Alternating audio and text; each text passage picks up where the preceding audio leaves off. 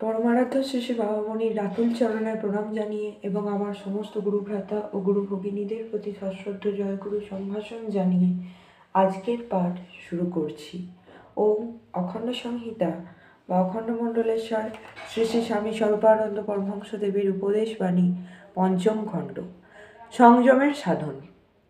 শ্রী শ্রী বাবামণি বলিলেন, সংযমের মহিমা চিন্তনই হচ্ছে সংযমের প্রথম সাধন। যার মহিমা নেই সে তোমার তপমুখিনী চিত্তবৃত্তির সেবা দাবি করবে কি করে?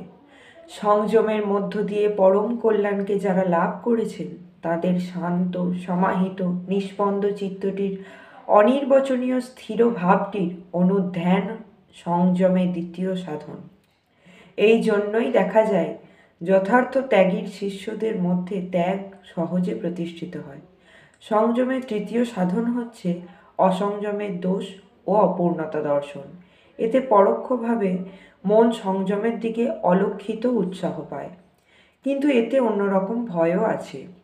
অসংযমের অপূর্ণতার দিকেই যদি তুমি তোমার সবটুকু দৃষ্টি পরিচালিত করো, তোমার মন প্রতিবাদ ছলে অসংযমেরই সঙ্গ করতে থাকবে এবং দীর্ঘকালের সঙ্গ মনকে অসংযমেই করে ফেলবে। যদিও জানছো যে অসংযমের দোষ জানা আবশ্যক, তবু মনে রাখতে হবে যে সংযমের মহিমায় বিশ্বাস যত দ্রুত সংযমকে আনয়ন করে, অসংযমের নিন্দা তত দ্রুত সংযমকে আনয়ন করে না। জয় গুরু।